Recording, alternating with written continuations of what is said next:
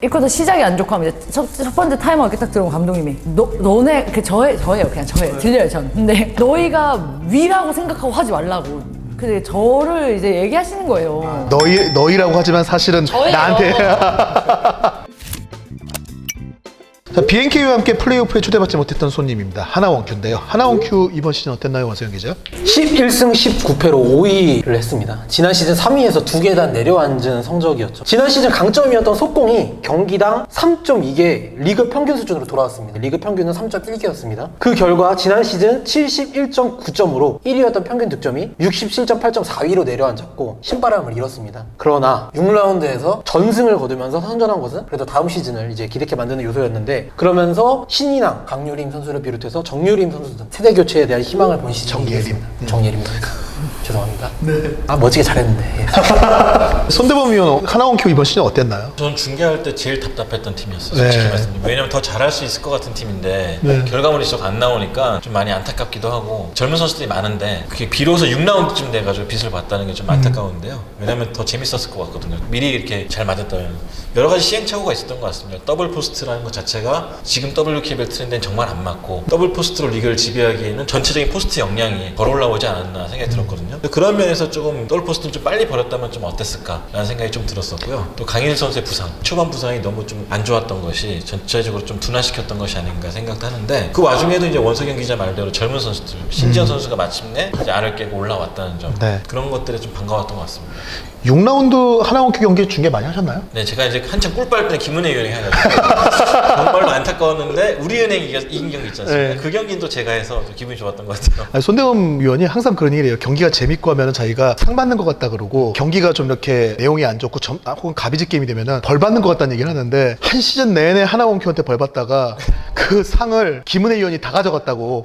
근데 제가 하나원큐가 제가 진짜 제일 많이 경기를 중계했어요, 그 경기를. 그러다 보니까 나중에 제가 홈팀 같다는 느낌도 들 정도로 또 미안했잖아요. 제가 해서 지는 건가 생각도 들고, 그래서 연습도 보러 갔어, 솔직히. 그냥 업자가 있는 것 같아요. 본인이 진 것 같은 그런 느낌도 있어요. 시즌 전에 하고 뭐 시즌 중간에도 연습도 보러 가면서 좀 더 힘도 실어주고 싶었고 그랬는데, 항상 지니까 좀 마음도 아프고 내가 빠져야 되나 그런 생각도 들고 그랬어요, 솔직히 말씀드리면. 배현 선수, 이 하나원큐가 순위 여부를 떠나서 삼성생명이랑 최근 몇 년간 정말 치열한 승부를 하고 있거든요. 그리고 연습 경기도 상당히 많이 해요, 비시즌에도 보면은. 하나원큐하고의 경기들이 좀 어땠어요? 이번 시즌에는 많이 안 뛰었는데 그 전에는 많이 뛰었어요. 연습 게임 많이 뛰었는데 글쎄요, 작년엔 좀 많이 진 것 같은. 진짜 전적은 잘은 모르겠어요. 작년은 모르겠고 왜는 모르겠는데, 네, 모르겠어요. 근데 저는 진짜 모르겠네요. 기억에 남는 경기가 강희슬 선수를 이제 김한별 선수가 완전 꽁꽁 묶어버린 경기 있었어요. 이번 시즌에. 네, 그 경기가 되게 기억에 남는 것 같아요. 네, 저희가 이제 신장이 좋은 3번 선수가 없어요. 그러니까 이슬이가 저희 경기 때 강한 부분도 있고, 저희가 매치업 부분에서 문제가 많았는데, 이제 한별 언니가 그 경기에서 자기가 이슬이 맞겠다고 얘기했어요. 그래서 전 연습하는데 감독님을 찾아가서 자기가 맞겠다고 하더라고요. 그래서 좀 괜찮겠다 싶었어요. 맞겠다고 하길래 됐다. 하겠구나. 잡겠다. 이거 하겠구나. 다음 게임 잡겠다. 정말 잘 막았잖아요, 그때. 저 언니 매 경기 잘해줬으면 좋겠다. 아니, 나이도 있고 그래서 많은 걸 바라지 않아요. 그냥 그 중요할 때 한 번씩 해주니까. 네. 오랫동안 삼성에서 배현 선수하고 같은 포지션에서 있었던 양인영 선수가 하나원큐로 갔어요. 어떻게 보면은 배현 선수의 백업이었던 선수가 이제 상대팀의 주전 센터로 이제 맞대결을 한 건데, 양인영 선수하고의 맞대결은 어땠어요?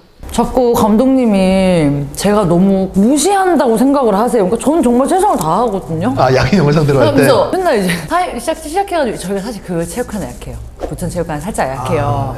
1쿼터 시작이 안 좋고 하면 이제 첫 번째 타이머가 딱 들어오면 감독님이 너네 저예요 그냥 들려요 전. 근데 너희가 위라고 생각하고 하지 말라고.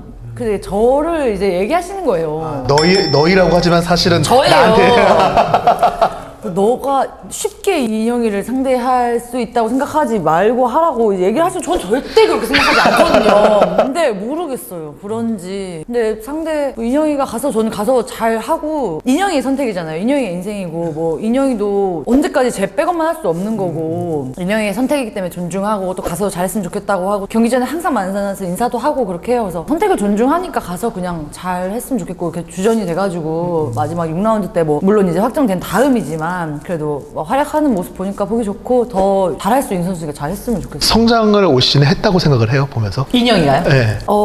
네. 아니, 근데- 한 번에 내가 안 나고, 네.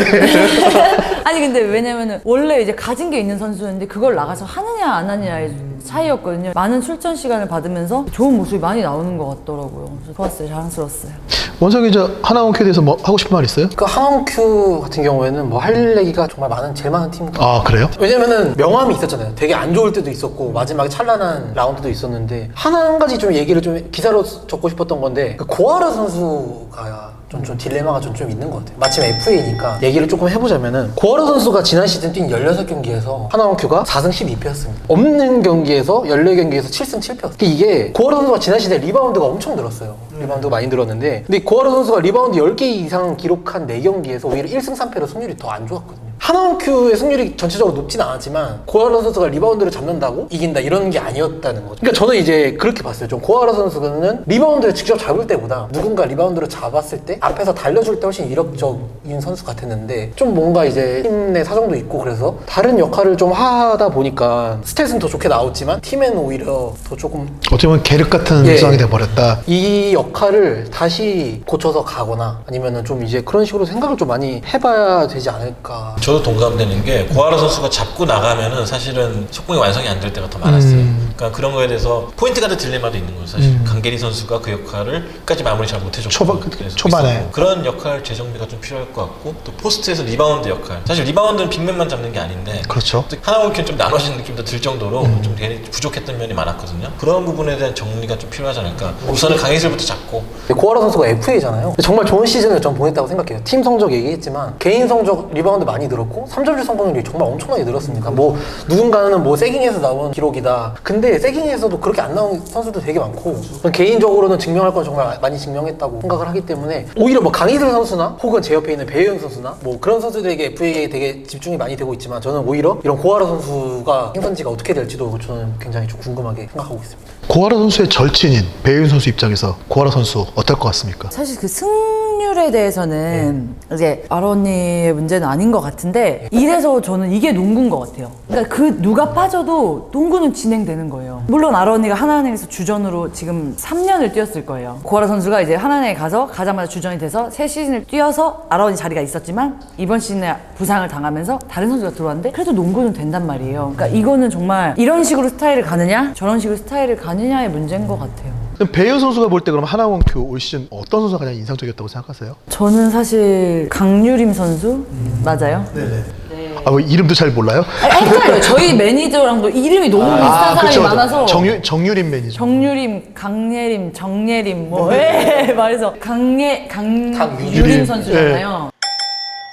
좀 인상적이었어요. 강유림 선수 같은 경우에는 선발로 이제 후반기부터 나왔는데 선발로 나온 15경기에서 성적이 10.9점, 6.1리바운드, 1.1스틸, 0.9블록슛 그리고 뭐 3점슛 성공률도 31%, 자유투 성공률이 97%였어요. 저는 이제 공격이나 리바운드보다 스틸이랑 블록슛이 평균적으로 한 개씩 한다는 거잖아요. 수비에서도 좀 많이 좋은 모습을 보여준 것 같아서 차세대 리그에 몇 없는 3&D 유형의 선수가 나온 것 같아서 그러니까 대학 때도 이미 좀 인사이드에서 좀 뛰던 선수다 보니까 좀 본능적으로 공격 리바운드 가담해주고 뭐 그런 것들 좋고 또 외곽까지도 커버해주니까 팀을 좀 더 입체적으로 만들어주는 느낌? 뭐 그런 느낌이 좀 들었어가지고 저는 다음 시즌에 기대가 되고 또 강기림 선수 얘기하니까 말씀드리지만 대학 선수들이 올해는 좀 전체적으로 그렇죠. 올라왔는데 네. 그런 역할도 좀 두드러졌던 시즌이 아니었나 생각됩니다. 이명관 선수도 그렇고. 네. 배윤 선수가 보시기에 좀 어땠습니까? 근데 그거는 작전이기 때문에 선택하기 나름이에요. 이렇게 해서 체력을 몰아 써서 내가 쇼부를 보겠다. 아니면 쇼부 승부 쇼부. 어떻게?